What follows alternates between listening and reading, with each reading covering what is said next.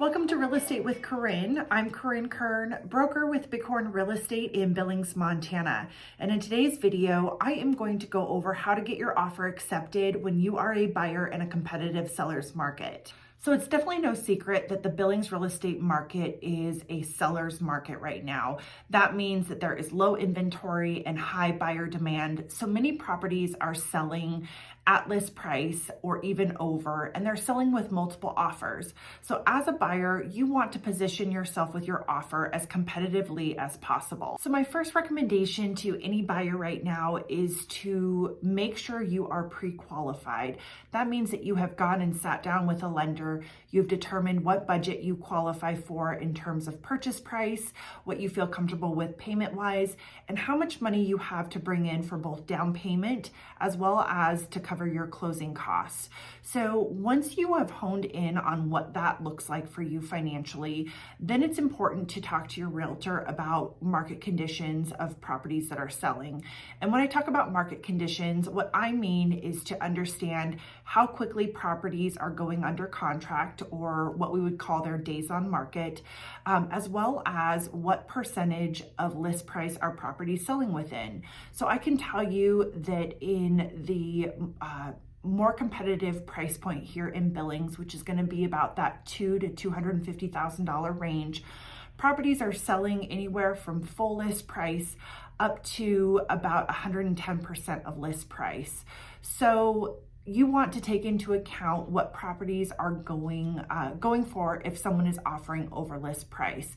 So with that being said, let's say you are putting an offer in on a property that's listed for $200,000, and we can anticipate that that property is going to sell at about 110% of that value, then you're most likely going to need to offer up to $220,000. So when you're looking, we want to ensure that we are budgeting for having to offer over list price.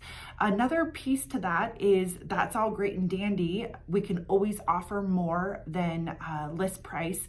But if you have an appraisal involved, if you have financing, then we will also have an appraisal contingency that we need to be thoughtful of.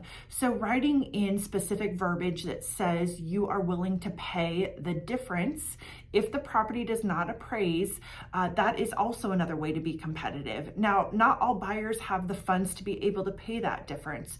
So that is something that I would suggest sitting down with your realtor and making sure you guys really understand what that looks like. The next option for writing a competitive offer would be an escalation clause. Now, these aren't my favorite to use because sometimes it can be held against you as a buyer. But what an escalation clause typically looks like, or an example, would be a property is listed for $200,000. You know there's going to be multiple offers. So you say in your offer, I offer $1,000 over the highest offer, not to exceed $220,000. That's just an example. So maybe you put that offer out there, and that just shows that if there is another offer that's, say, maybe $215,000, you're willing to pay $216,000. Now, where that can come and bite you in the hiney is if the seller decides to just do a counter offer back to you and counters you all the way up to the price you were willing to pay. So in a way, doing an escalation clause, in my mind, can kind of show your cards to the seller. But if you are really invested in wanting to move forward with the purchase of that property, it's not a bad way to write your offer. So my next recommendation is to keep things simple with your offer. Now, you're probably wondering, well, you've just told me all of this stuff that I need to do to get my offer accepted. Now you're telling me to keep it simple. Well, what I mean in keep it simple is the buy-sell agreement is written in favor of the buyer. There are all of these contingencies and protections in place to ensure that you as the buyer have your time to do your due diligence and investigations on the property, and that ultimately you can successfully move through with your financing, and that the property appraises for what you're willing to purchase it for. So when I say keep it simple, I mean don't write in a bunch of extra verbiage that really isn't necessary. One of the things that we see common in the buy-sell agreements here is additional verbiage asking for proof of past insurance claims and stuff like that. Well, you definitely want to do your research on that, but there are ways for you to do that outside of requesting more documentation from the seller. You can go to your insurance company and ask for what's called a clue report. So there are ways for you to present an offer that is very just clean and simple, and yet competitive.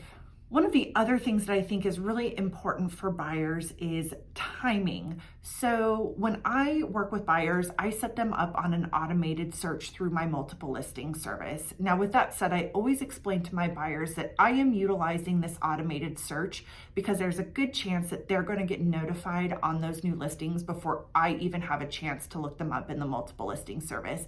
That means that while I'm out showing a property to another client, you're getting listing notifications in the meantime and not having to wait for me to get back to my desk. So as a buyer, you want to be on top of watching new listings yourself. And then I always message my clients if I haven't heard from them and I think there's a property that they want to see, I will let them know what the showing timeframes are for that property.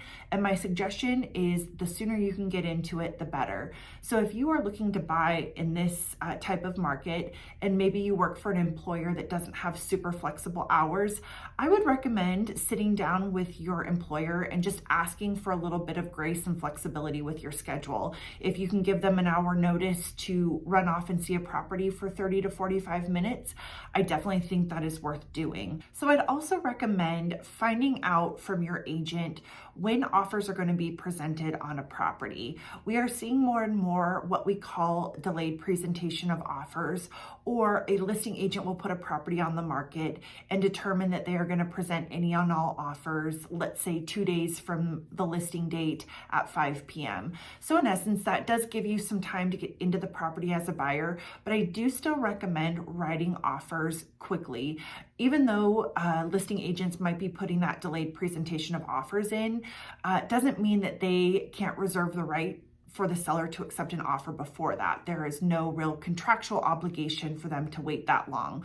So if you are a buyer who is positioned very competitively in the market, maybe you're a cash buyer, you're willing to pay over list price, you're willing to waive contingencies, doesn't mean that you have to abide by that presentation deadline. You can always write an offer with an acceptance deadline much sooner than that. So one of the other things that I think is really important for any buyer to know in this market is that you guys get to determine what you offer on a property. A realtor like myself is going to give you advice based on my knowledge of the market, what I'm seeing happening with other property sales, and ultimately try and give you as much guidance as possible so you can successfully get under contract on a property. But I think everyone has their own comfort level, and I think it's really important that if you're working with a realtor to sit down and have a lot of conversation with them about this market. Make sure you feel fully informed about it and that you have a realtor who is working for you and ensuring that they're giving you the best advice that you need so you can get under contract on a property. So I hope you guys found this helpful. If you have any questions about the Billings real estate market, anything regards to market conditions, or if you are looking to move here and have questions about Billings in general, I'd be happy to answer them. Feel free to leave a comment below. And if you're new to my channel, please subscribe, check out my other videos, and I will see you guys next week.